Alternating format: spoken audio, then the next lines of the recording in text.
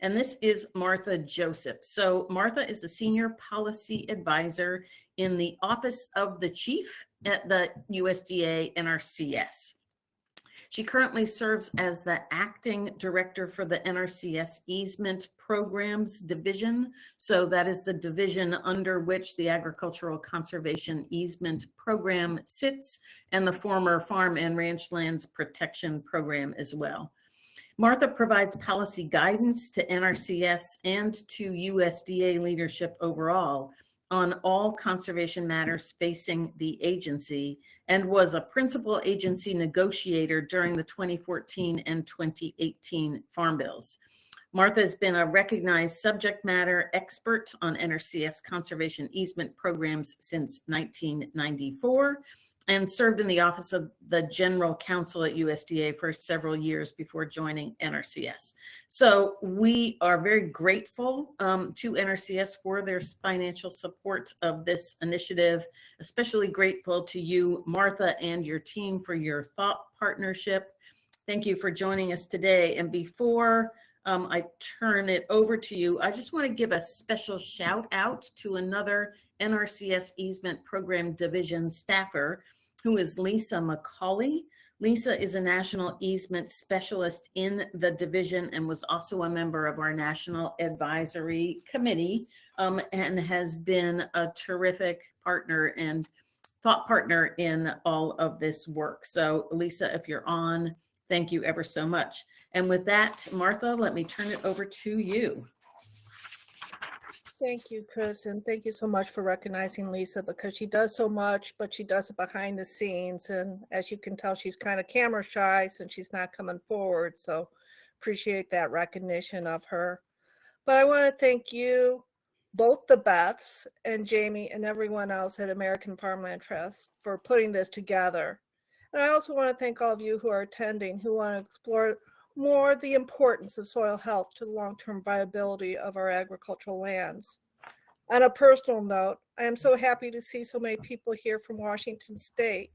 I used to live in Edmonds and worked on easements out of the Renton Field office. So many of the places you came from, I used to wander the fields and work with folks on easement acquisition there. So it's so good to see folks so well represented from Washington State. I first became interested in soil health when I was doing my master's work on soil conservation. And at that time, more concerned with protecting highly erodible lands, and keeping soil from eroding is just the beginning of ensuring that the farms we want to protect are able to make it long term. However, soil health and all the benefits that it can provide our landowners with whom we work is a natural extension of the support we in the conservation easement community can provide. In fact, I often tell my leadership that without conservation easements, much of the rest of our conservation work might be for naught. You have to have farms in order to have conservation on farms. However, the opposite is often true as well. You need to have a vital resource base in order for those farms to thrive. And soil health is key to that ability to thrive. You will hear today and the next couple of days about the various ways that soil health can help a farmer's bottom line by reducing the needs for inputs, fertilizer, and water, but also to help by improving the sustainable yields over time. Conservation easements and soil health are an obvious pairing of efforts. And I'm happy that my two conservation passions, soil conservation and conservation easements, are now part of the same conversation.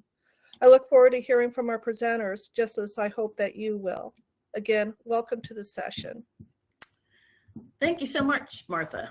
Really appreciate that. Appreciate you being on. Appreciate the agency's sponsorship. Very grateful to the entire Easement Program Division team. So we also want to mention being grateful as well to USDA's Western SARE, S-A-R-E program. I believe that's Sustainable Agriculture Research and Extension or Education, for their support of the training and networking. This support is through, and I have to give the official award number, which is 2021. Oh, well, there we go. I don't need to give it because there it is right on the screen. Thank you so much, Beth, for making my life simple.